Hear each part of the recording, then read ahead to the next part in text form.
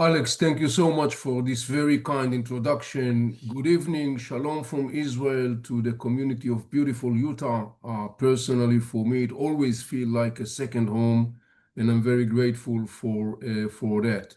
Today is Monday, June 23rd. This is day 11 of Israel-Iran war, and my briefing tonight obviously is going to focus on the war, trying to understand some different dimensions of that very dramatic development in the story of the region.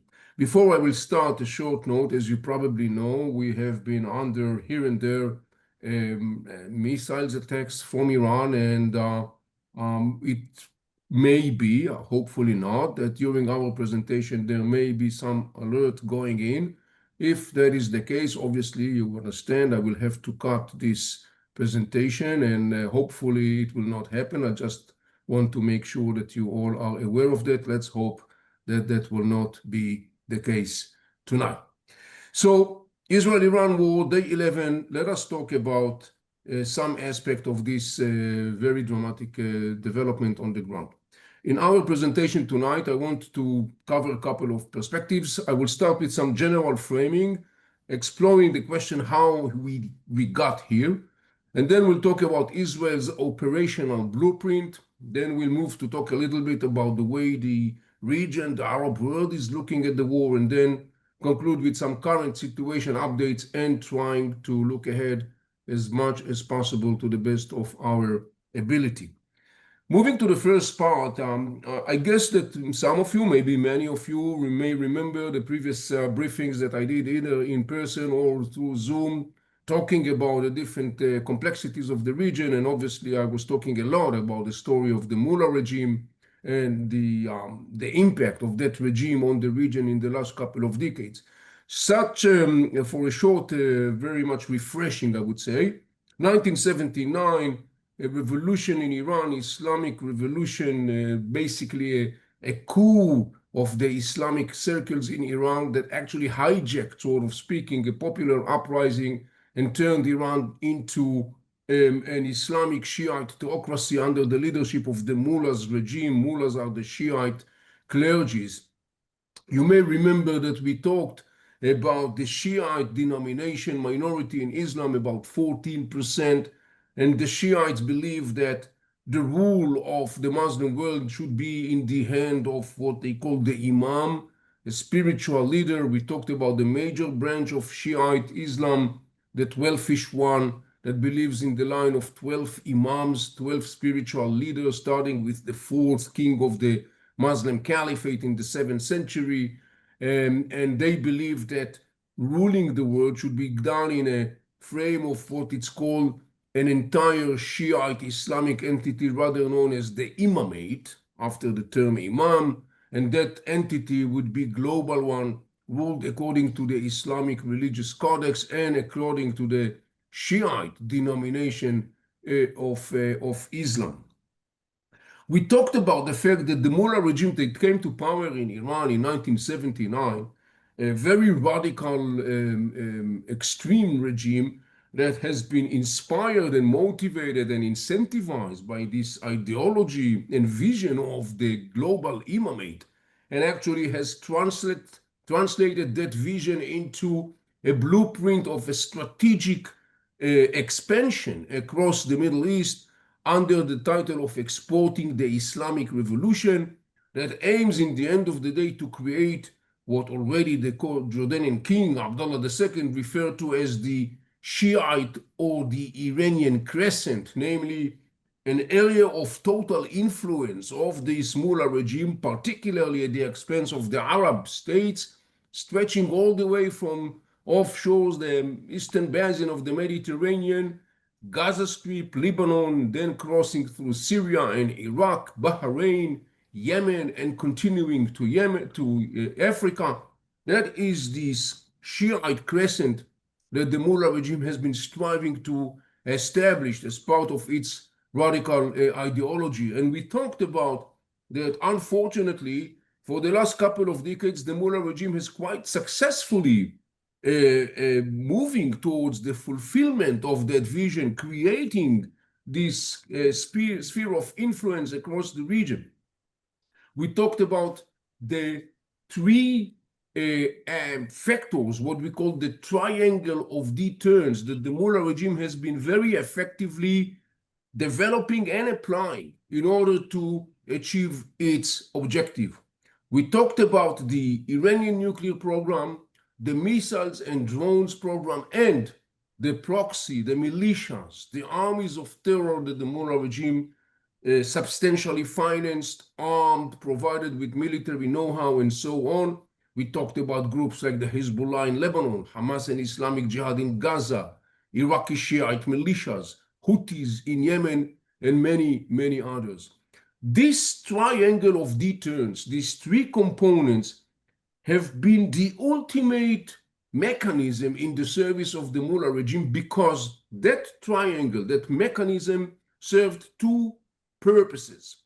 One, each and every one of the components act as a shelter or as an insurance policy to the other two components. It acts as a comprehensive deterrence mechanism. In other words, the proxies were supposed to provide the deterrence against any attack on the Iranian nuclear project or any attack on the Iranian missiles and drone project. The missiles and drone project are supposed to provide the shelter, the immunity to the other two components of the program. And of course, the nuclear program was supposed to be the one that provides the ultimate immunity to the two other components of this triangle. In other words, we are looking at a perfect deterrence triangle, stool, if you wish, that the Mullah regime has been developing and applying very effectively.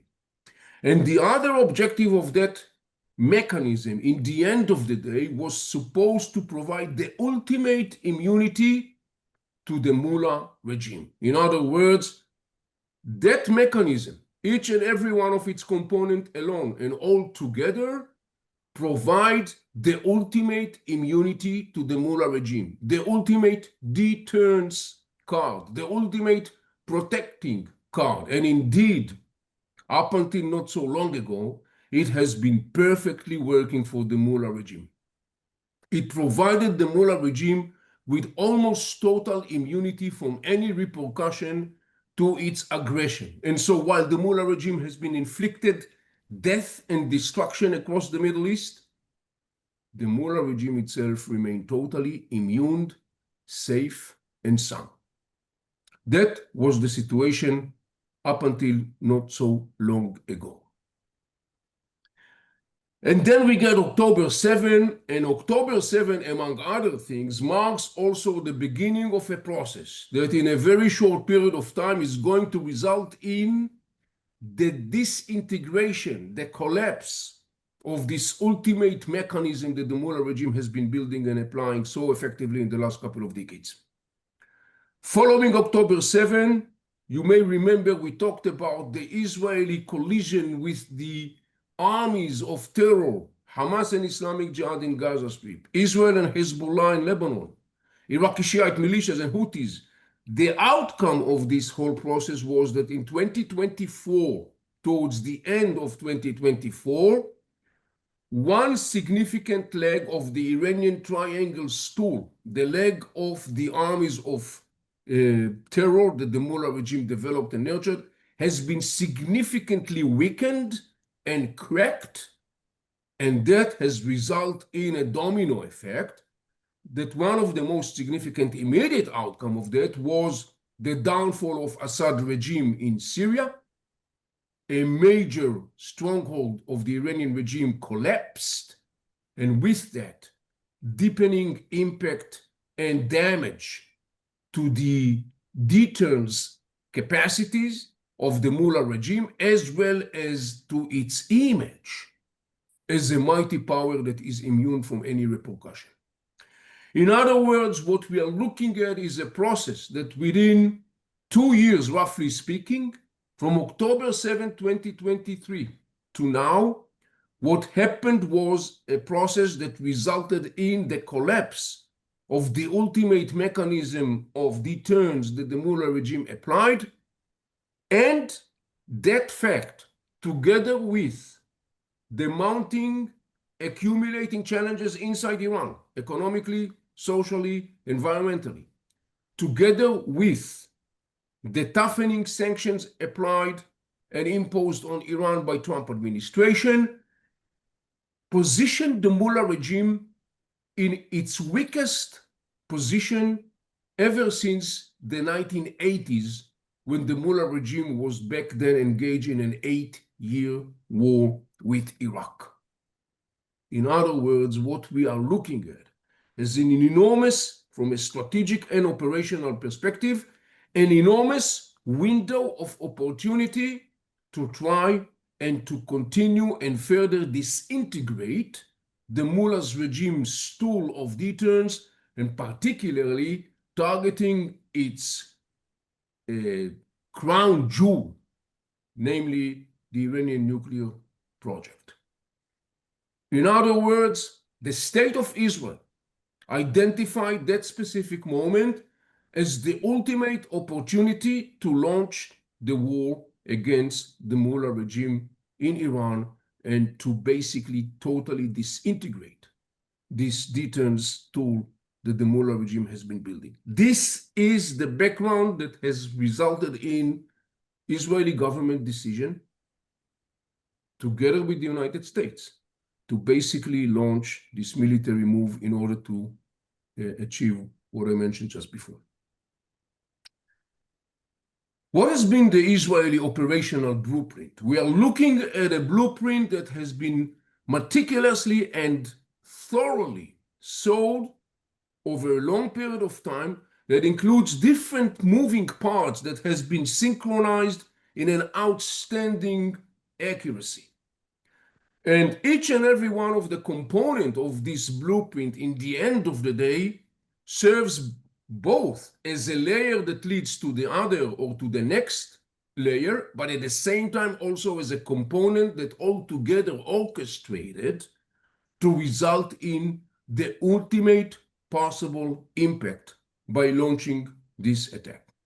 It started with crippling the chain of command of both major Iranian security and military establishment, namely the Islamic Revolutionary Guards and the Iranian army, and parallel to that, not less significant, eliminating the core of a very significant club, elite club, the armament group. This is the core of the Iranian nuclear project. These are the scientists, the people that in the end of the day were supposed to translate this building nuclear military capacity into weaponizing that, meaning, in other words, to create an Iranian nuclear military warheads that could be assembled on missiles.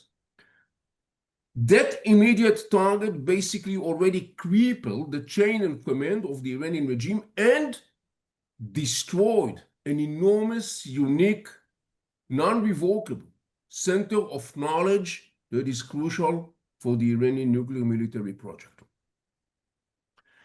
Parallel to that, Israel immediately attacked two nuclear sites of Iran. One is the Natanz and the other one is in Isfahan. Natanz nuclear site is basically dealing with the enriching of the uranium. In Isfahan, there is another significant process in the process of moving towards this capacity, and that is by transforming this uranium from a liquid situation into a solid one, which is an essential phase towards the final phase of having the ability to create a nuclear military power. Parallel to that, Israeli Air Force is starting to pound the western and central part of Iran, and the purpose of that is first and foremost to create what the Israeli Air Force commander said, to establish a controlled aerial corridor. Within the first, roughly speaking, 48 hours of the Israeli attack, Israel was able to establish an aerial control corridor stretching all the way from Israel to Iran, and that has been achieved through eliminating Iranians' anti-aerial surface-to-air capacities, namely radars and missiles, anti-aerial missiles and capacities. And so within 48 hours, roughly speaking, Israel is establishing an aerial control over the western and central sky of Iran. In other words, the Israeli Air Force has been able to establish himself the unique ability to control the Iranian skies. That ability enables Israel to move forward quickly and in parallel to all these things, starting to attack the major weapon of retaliation of the Iranians, kinetically speaking, and that is, of course, the huge infrastructure of missiles, ballistic missiles, as well as the drones that Iran has been significantly developing in the last couple of decades. The ability to control the sky enabled the Israeli Air Force to more and more take out that capacities out of order, to damage that capacities, the launchers, which are the crucial components of this whole structure. It is estimated that before the war, Iran had anything around 3,000 ballistic missiles and hundreds of launchers. The launchers are the most significant component in this whole story. And then by taking out the launchers, the most recent update is, according to Israeli military report, Israel has taken out more than 50% of the launchers and established some kind of like ability to, so far, to erase some 1/3 of the Iranian ballistic missiles capacities. By doing that, obviously, Israel has the ability to, relatively speaking, minimize or neutralized or crippled a large part of the Iranian retaliation capacities. Damaging these two nuclear sites, the Isfahan and Natanz, was significantly important because they have been the most significant immediate components in the Iranian trajectory towards the ability to obtain a nuclear military capacity. However, there was the third site, the major one, and this is the Fordo site that you are all probably are familiar with. And here comes the story of the United States attack. The Fordo site, a site that contains about 1,000 centrifuges that basically have been the spine of the enrichment of the Iranian uranium, basically deeply under a mountain, going deep hundreds of feet into the ground, fortified with the mountain, and in addition to that, with huge amount of concrete and so forth and so forth. This has been the major spine, roughly speaking, of this Iranian nuclear project. As you probably know, before the war and the first days of the war, there has been those reports basically saying that the only way to deal with that challenge, militarily speaking, is by using this massive bunker buster bombs that only the United States has, and only the United States has the aerial capacity, namely the B-2 bombers that can carry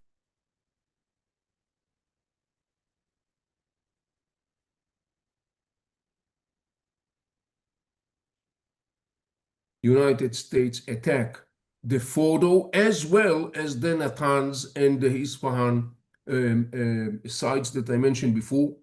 12 bombs were dropped on the Fordo site, another 2 on the Natanz, and in addition to that, a couple of dozens of Tomahawk missiles that were targeting both the Natanz and the Isfahan nuclear sites in Iran. Reportedly, at least from an American perspective, the whole site has been totally obliterated. I am not so sure to say that so decisively. I think that there is still need to find out what was the exact outcome of the attack. I think that it's quite clear that at this point we can decisively say that there is a very substantial damage caused to all the sites. I would even dare to say that when it comes to Natanz and Isfahan, we are looking indeed in a total elimination. As for Fordo, it's very clear, I would say, that there is a very substantial damage to that site.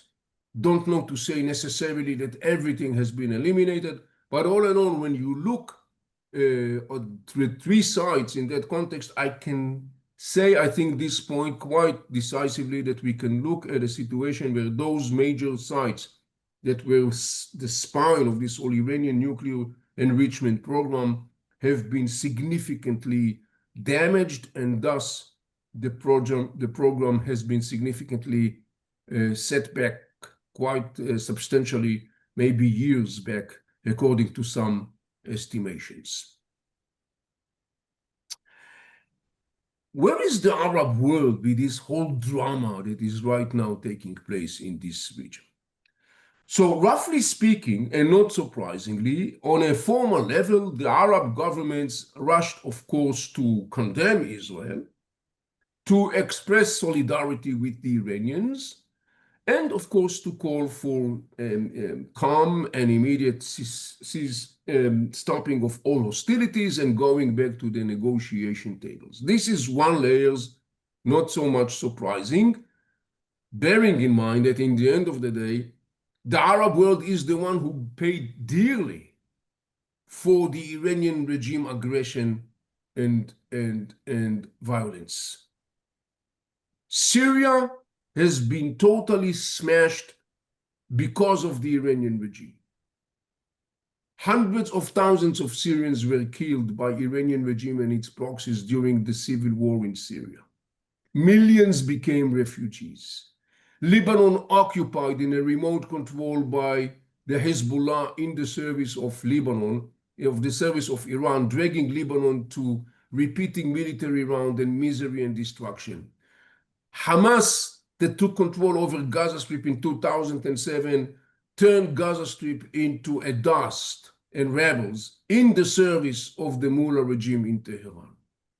Iraq experienced a never-ceasing violence, mostly fueled by the Iranian mercenaries and Iraqi Shiite militias in Iraq that are tuned to the Iranian government. Yemen, that has sunk to another bloody civil war when the Houthis in Yemen, massively armed and supported by Iran, conducted a coup in 2014, ousting a Yemenite legitimate government. In other words, across the Middle East, the Iranian regime inflicted death and destruction first and foremost on the Arab world. Moreover, the Mullah regime bragged for these years, basically saying to the Arab world, we control your states, we control Lebanon, we control Syria, we control Iraq, we control Yemen, we control Gaza Strip. And to a large extent, that has been the situation. Yet, not surprisingly, as part of this very convoluted mindset and discussion in the region, Arab governments obviously publicly rushed to express their solidarity with the Iranians condemning Israel. But then, of course, there is another layer, and this is the layer of the public discussion. And when you look at the public discussion in the Arab world, you see a couple of interesting perspectives. I think the most significant one is the one that you see right in the center. These are examples of many cartoons published right now in the Arab world, perspectives that expressing different perspectives. The one in the middle basically shows these two Arab figures that are fighting, and in the background you could see Israel and Iran standoff, and the Arab figures that are fighting saying, support Iran, support Israel. In other words, in the Arab world, when you put aside the rhetoric and the government statement and so on, obviously you could see that there are those in the Arab world, in the public opinion, that are siding with the Iranians, but then at the same time, there are many in the Arab world that obviously sides with Israel, because Israel is now making the Iranian pay for all the atrocities and violence they have inflicted upon the region. And so this is one of the interesting perspectives where when you look at the Arab reaction, so to speaking, in the public discussion vis-a-vis this whole issue of the war. To the right-hand side, you see yet another perspective that is in the Arab world, obviously coming from circles that are very anti-Israel, and they are choosing, of course, to emphasize the fact that Iran is shooting missiles at Israel, that the Israeli home front became the front line, Israelis are running to the shelters.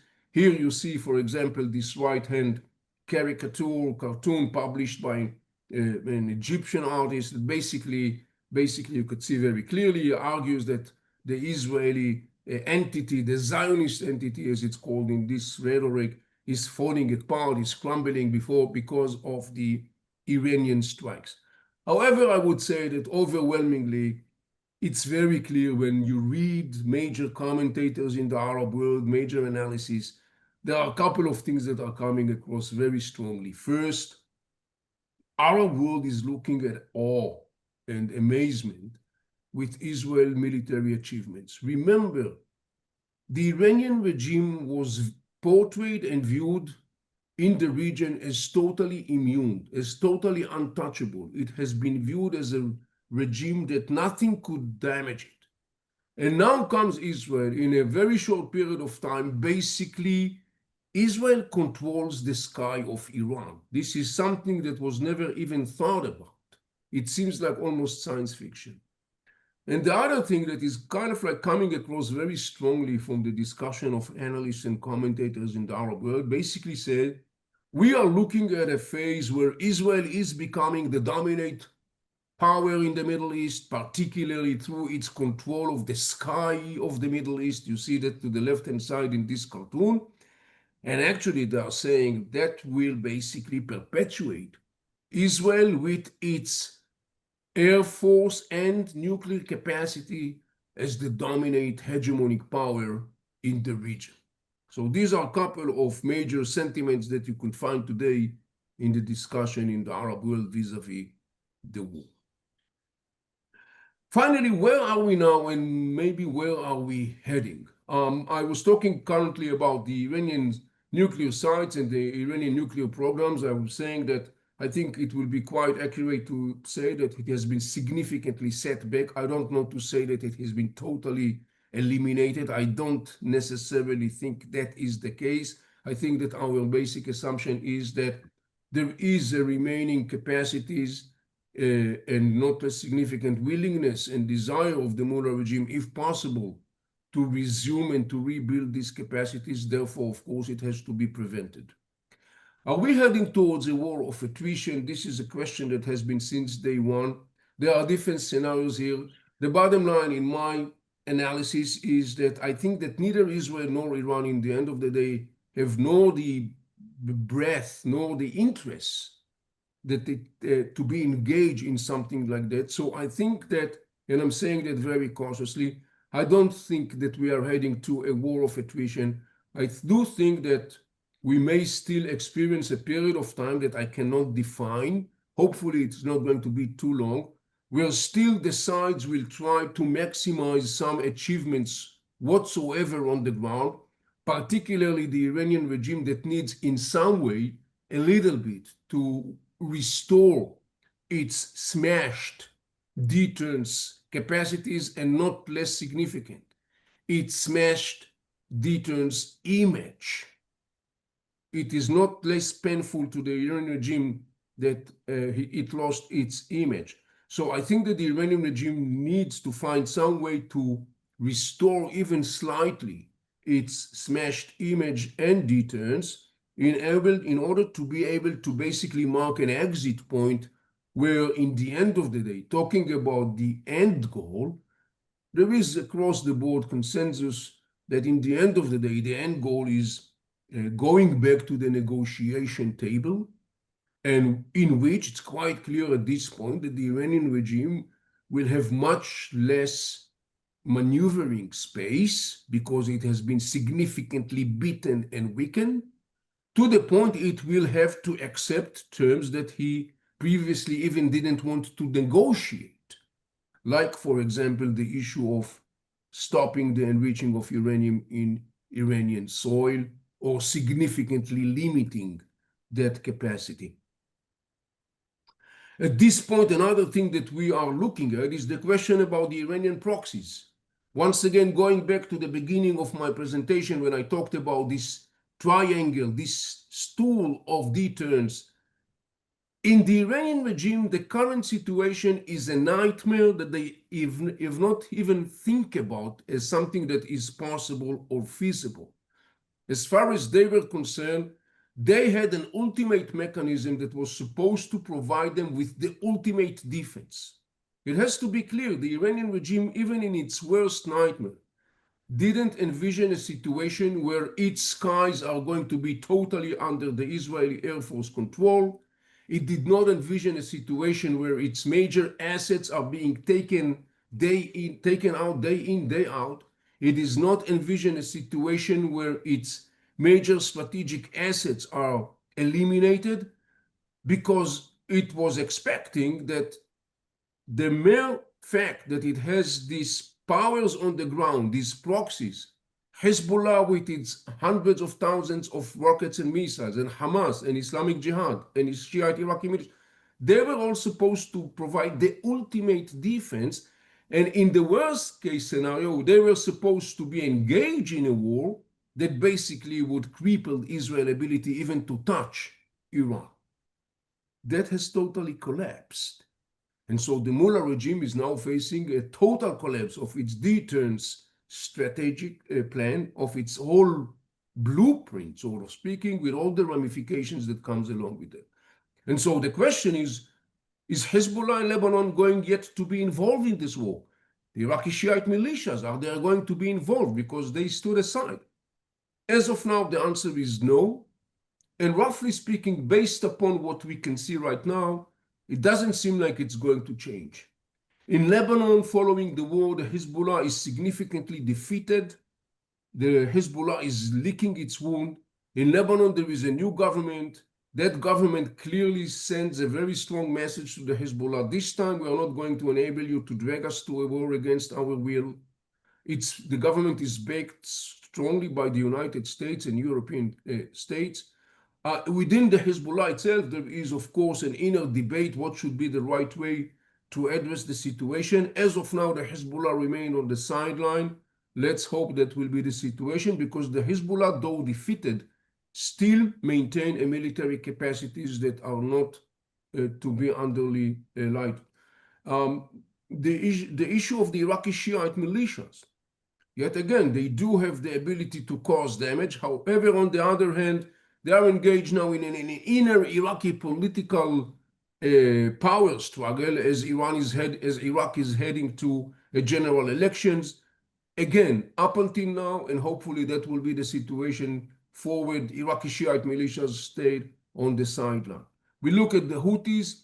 Houthis before the war and following the war continue with this ritual of like symbolic, sort of speaking, attacks here and there, launching missiles. Nothing that has exceeded what we have experienced so far. Likely to be the case again, hoping that will be the case, and they will not intensify their attacks on the state of Israel or maritime in the Red Sea. Another significant issue that everyone is engaged with, of course, the question, will the war result in the downfall of the Mullah regime? I would say that in the end of the day, this is a process that should be an outcome of an inner development within Iran, of the Iranian people themselves, that in the end of the day, they are the one that can and should maybe take down this regime. I think that currently, though there are people that contemplate that possibility, I think that relatively speaking, it's still closer to the edge of what I call the wishful thinking. That being said, I would also say that we should definitely expect, I think it will be reasonable to expect a significant aftershock waves within the mullah's establishment and the major power base, particularly the Islamic Revolutionary Guard, because of this enormous collapse of this whole strategy that the Iranian regime built for the last 40 years. It must result in an enormous aftershock waves within the regime. That aftershock wave, maybe in conjunction with the sentiments of resistance and resentment and hate of many of the Iranians towards this regime, may result in a situation or a dynamic that could result in the end of the day, the downfall of the Mullah regime. I think that currently, as the war still goes on, I don't think that this is something that we are going to witness. but I will definitely not exclude that in the day after, because I think that the dynamic or the aftershock waves are actually going to start in the day after, and it will be very interesting to see how, of course, things will evolve in Iran. This is an historical moment. This is an historical turning point. The Middle East is going to look differently than it was not so long ago. We are entering this totally new phase that offers, on the one hand, a lot of prospects. Maybe for the first time, we will be able to get free of this suffocating grip that the Mullah regime has been holding parts of this region, including Israel, that became to a large extent a hostage in the hand of this regime and its proxies. At the same time, obviously, there are many question marks. We don't know to say, for example, what kind of an agreement, assuming there is going to be an agreement, what kind of agreement is going to be achieved? What will be the mechanism that will make sure that the Mullah regime will not try to resume its ambition to have a nuclear military capacities in case of riots and uprising in Iran? What's going to be the result? Is it going to result in a civil war with an enormous repercussions? Many questions, obviously, that has to be met in course of time. But definitely at this point, as we are on day 11 of the war, we are definitely looking at a very historical moment, very significant milestone in the story of the Middle East, including, of course, in the story of the State of Israel. At this point, ladies and gentlemen, I'm concluding my presentation and opening this session to your questions. Avi, thank you very, very much for the thorough and captivating overview and briefing. While we get some questions queued up, let me ask you to talk about a couple of things. You spent some time talking about the Arab countries who have really suffered over decades at the hands of Iran, and at the same time came out quickly to condemn Israel's actions. I'm sorry if I missed this and you shared, but what would be the likely back channel, behind the scenes feelings of these Arab countries in reality? And then also, could you just touch on Russia and China and the interplay? Yes. So the back channel, sort of speaking, like I promise you, none of them is sharing, shed tears over the damage that the Iranian regime sustained. We have to understand it from a Middle East perspective. In Syria, there are celebrations when they see what happens in Iran, because they suffered so much from this regime. Loss of life, millions of refugees, demolition, destruction. Their country was occupied by the Iranians. In Lebanon, something similar. So you can understand that there is real, genuine sentiment of joy in the Arab public when they see that the Iranian regime finally, for the first time, is paying for its aggression and the devastating destruction it has inflicted. Arab governments in the back room, I can promise you, they would like to see this regime evaporate, but they do understand that for the time being, this is their neighbor. They have to be next to this neighbor. They would like the Iranian regime to evaporate. For the time being, as long as it's there, they will continue to play the diplomatic game. Saudi Arabia is enormously threatened by this regime. That regime militarily attacked Saudi Arabia in 2019, causing a significant damage to the Saudi oil. That regime openly called for the downfall of the Saudi monarchy. Obviously, you can understand the Saudis don't like that regime, and this is a statement of the century.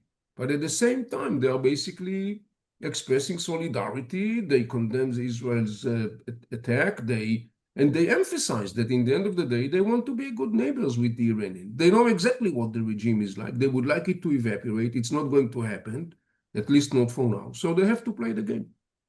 As for China and Russia, two significant players, significant allies of the Iranian regime, I have been already a couple of days ago indicated and interesting in one of my interviews, maybe more than one, also in some articles and commentary that I made. I was noting that the Chinese, relatively speaking, were standing on the sideline vis-a-vis this enormous dramatic development, which I found it to be very puzzling. Why? Because China is the biggest oil consumer from Iran. And China and Iran has a strategic alliance, sort of speaking. Russia and Iran has strategic alliance. And my estimation was a couple of days ago, and I think that in course of time it's being proven to be accurate, that actually the Chinese and Russia are basically putting pressure on the Iranian regime beyond the sea to end this thing, because the continuation of the standoff, the continuation of the confrontation, the damage that this regime sustains every day, that comes along with the demanding within the regime toughest circles to retaliate, including some talks about closing the Hormuz Strait, something that is totally counter to the Chinese interests, for example. You could understand that there is an increasing concern within China and Russia that the Mullah regime will find itself in a spiral situation, losing more and more control, losing more and more assets, and in the end of the day, negatively radiating on a major interest of China and Russia. So I think there is, from the Chinese and the Russians' perspective, there is, I would say, pressure or expectation from the Mullah regime to move towards ending this confrontation before the situation will even get worse to the regime. I think that this would play some significant role in the end of the day in the Iranian regime decision to look for an exit at some point. Thank you for that. Let me try to bring in some of these questions we're getting. You touched on Saudi Arabia. There's a question here to that. The question is, instead of Israel hoping Saudi Arabia joins the cause, why not the opposite? Saudi Arabia wanting to join Israel. I mean, could you take that and talk about how you see Saudi Arabia's relationship now going forward with Israel, and potentially how any other neighbor relationships might change because of this? Well, as I mentioned before, looking at the Arab commentary across the region, you see very clearly Israel, stock at the market, sort of speaking, is now enormously valuable. They are looking at Israel and they're saying, okay, this is real giant that has performed an enormous, almost imaginary capacities, militarily speaking, intelligence speaking, operationally speaking. This is a giant that you want to be friends with. As it comes to the Saudis have made it very clear that in the end of the day, the key, as far as they're concerned, is to make some progress, as they say, some positive progress in the context of the Israeli-Palestinian conflict. They don't even necessarily condition it with a Palestinian state and a two-state solution and meeting all the demands of the Palestinians. They're basically kind of like navigating between that and between making some substantial progress towards an Israeli-Palestinian solution to the Israeli-Palestinian conflict.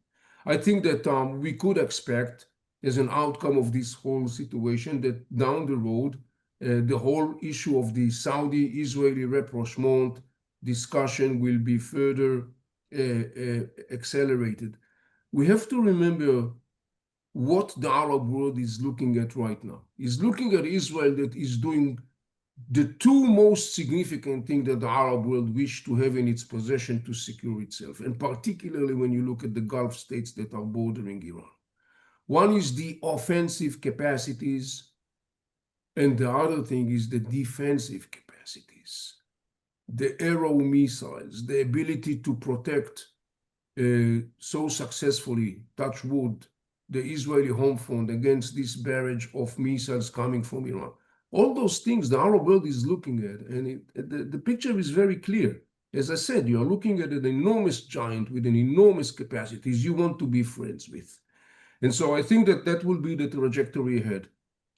It probably will take its course. It probably will take some time to get there, but I have no doubt that in the end of the day, this is the trajectory, and particularly assuming that we are exiting this whole episode in a situation where it's very clearly that, and that is the case, that the story of the Iranian hegemony and its ability to dictate the trajectory of the region as it was able to do, unfortunately, for the last couple of decades, that chapter came to an end.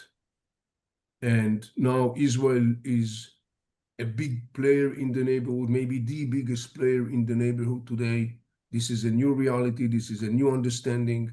There is a lot of enormous ramifications of everything that we see today. We don't even start to see the beginning of the aftershock waves that are going to be. The issue of the Israeli-Saudi is just one aspect of that process. There are many other perspectives that are not necessarily have to do with Israel. They have to do with Arab states, but this is a matter for another different subject, discussion. Thanks for that, Avi. Let me read you a question here regarding Jordan's position and relationship to the war. She says, my daughter is a staff director of a Jewish camp in Pennsylvania, and the 9 Israeli counselors who are spending the summer on staff were able to get a plane to Newark yesterday, going overland to Jordan. She's curious about Jordan's willingness to help in this case. Willingness to help Israelis to, I guess, evacuate or just to help keep people safe, help get people out. Yeah, I mean, Jordan has a peace agreement with Israel. Jordan has been kind of like being some sort of like a transit position or station, sort of speaking, for Israelis who have been stuck, as we all know, and we're looking to ways to go back. But not only Israelis. I know personally of some Americans that have been spending some time right now in Israel. They wanted to go back home. As you know, the skies were closed, sort of speaking. So some of them went to Jordan overnight, and then the next day they just took a flight from Jordan directly to the United States. So Right. yeah, Jordan, in that regard, find itself acting as sort of like a bypassing transition position to enable Israelis and other people who wants to go in and out from Israel. Okay, thank you. Here's a couple combined. If U.S. bases in the Middle East are attacked, and someone just suggested that I-24 is saying Iran has launched some missiles at U.S. bases in Iraq and Qatar. I can't confirm that, but if indeed U.S. bases in the Middle East are attacked and U.S. responds, what would be the response among Arab countries and/or the worry? And also to the point that Iran is claiming that they've already removed much of the enriched uranium. Do you have any insight to that? Well, as for the last part of the question, I'm familiar with those reports. I don't know to say whether those reports are accurate or inaccurate. My inclination is to say that I found it difficult to believe that intelligence services that were able to know exactly where scientists are sleeping and to get to these people in a pinpoint accurate attack, I found it difficult to assume that they don't have knowledge if uranium has been moved, when and to where. So that's my take on that. As for the first part of your question, I have not heard about allegedly attacks of Iranians on American bases in Qatar and other places. Obviously, we'll have to check that thing. But as of now, if there is going to be an Iranian attack on United States assets in the region, President Trump was very clear about it, saying that will be met with a very forceful United States reaction. In that regard, I would say that there is no lack of targets that the United States could hit hard in Iran. Remember that currently, actually, Iran is very vulnerable because its skies, it's totally almost under control of the Israeli Air Force. It's totally exposed to an attacks. Those attacks could rapidly include governmental symbols and infrastructure in Iran, which already basically started to take place. And that means that it is an accelerating process that could result in a dynamic that could lead quite quickly to the downfall of this regime. So obviously, if the Iranian regime attack United States assets in the region, I would say that that would be an enormously mistake by the regime, because it should expect, and we should expect, a massive American retaliation. Yeah. I suppose that would hold true for the proxies that are still able to cause problems like the Houthis, etc., if they were to. Yeah, Yeah. yeah. Okay. Well, this is very interesting. Talk about the mood at home. What's going on in the streets? I'm sorry, say it again. What's the mood at home? What's going on in the streets of Israel? Well, let's talk about our small little neighborhood, sort of speaking. As you know, we live in a kibbutz. It's a small community, very nice. We don't have a shelter in our home. It's an old home, but we have a shelter just across the street. It's about 15 seconds walking. Israel, in our neighborhood, we got this lunatic reality. There is no other way to put it. We live normal life, everyday life, yet we know that in every given moment, including right now, there could be a siren or an alert coming in. I must say that Israeli public, to a large extent, has been very compliant with the instructions of the defense authorities. People, roughly speaking, know how to behave, what should be done. And particularly the whole issue of basically, once there is an alert, we still have some time, about 8 to 10 minutes, roughly speaking, before missiles arrive in, and hopefully they're intercepted. But in any case, once there is a siren, you need to go to a shelter just to make sure that you are secure. I'm here more than once, was witnessing interception of incoming missiles by the Israeli defense systems. And it's so you could imagine this is totally surrealistic scene, sort of speaking. You see the interceptors climbing up to the sky. You know that they are heading somewhere. They are going to meet these incoming missiles. The interception takes in a very high elevation, but then you see huge aura in the sky. You, of course, hear the boom of the interception, and then you see the debris of the missiles as they are landing down. By the way, those debris are very dangerous because they could cause a lot of damages for themselves. That's the reason why people, among other things, of course, have to be in shelters. Needless to say that, unfortunately, once there is a direct hit of missiles, that it happened here and there in an urban populated area, obviously, as we know, the outcome is very devastating. Up until now, there has been some 600 missiles launched at Israel and more than 1,000 drones. Most of the missiles have been successfully intercepted, thanks God. Just the same, there has been 25 or 26 Israeli fatalities and hundreds of people injured. Whenever those missiles hit, it caused a lot of damage, as you could know, and you could see probably. But all in all, in this whole, lunatic reality, we are trying and maintaining some sort of like a sane routine, sort of speaking. So you see people that are going, we go to sleep and we know that possibly within an hour or 2 hours or 4 hours, we'll have a siren coming in. So we wake up, you prepare yourself, and then if needed, you are going to the shelter room. And then you see people that goes in the middle of the night with kids. Some of them are coming with their pets, of course, to the shelter room. We personally have a cat that seems totally oblivious of everything that is happening here. She couldn't care less, apparently. But all in all, we are keeping a routine as much as possible in these very challenging conditions. Wow. And we are hanging in there. So we're good. You and your brothers and sisters are resilient for sure. That's been that way over time. Let me just, we're winding down here, but let me just ask you this question that came in regarding the nuclear assets being hidden or buried deep underground. If Iran claims, as they did, that their enrichment was for peaceful purposes, then of course, why the need to bury so deeply underground? Yes, I think that there are many few people left in this planet, I hope so, that still have any illusions about the intention of this regime. We are looking at a regime that, in the end of the day, apparently was striving to have this nuclear military capacity. We already have a brutal, dangerous regime, the North Korean one, that has a nuclear military capacities.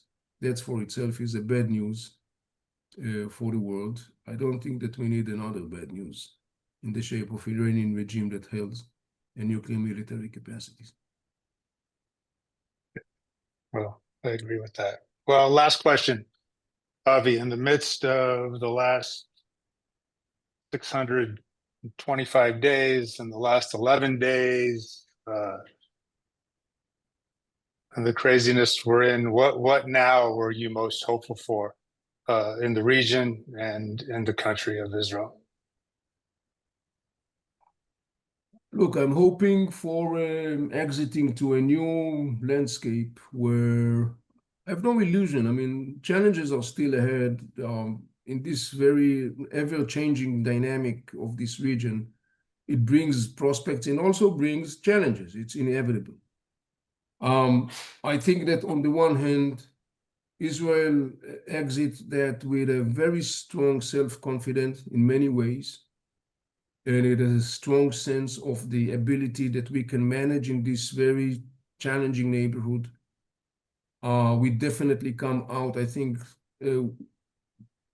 basically exiting from a very low point of October 7 in terms of deterrence, an image of deterrence. We have been significantly recovered that deterrence, which is enormously significant in this neighborhood. We are experiencing a lot of aftershock waves, and we will experience more aftershock waves to come. Some of those aftershock waves are very painful, and they are causing a lot of challenges, and it seems like inevitable. But all in all, beyond our resilience, I think that I do deeply believe that there is something in this whole essence, in this spirit of Israel, the way it is. And even though it's different, it's not the same Israel before October 7. I think that the core of this power is there. I would even say to a large extent strengthened with all the difficulties. And I deeply believe in our ability to exit to an environment where we will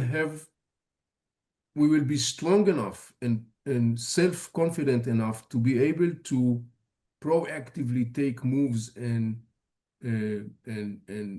policies that will involve maybe some significant concessions and compromises, but from a place of strength and self-assurance. And that, I think, something that I hope will happen to us, that we will be able to be more brave and courage in making those states because we are powerful, because we know that we are powerful, because the region knows that we are powerful.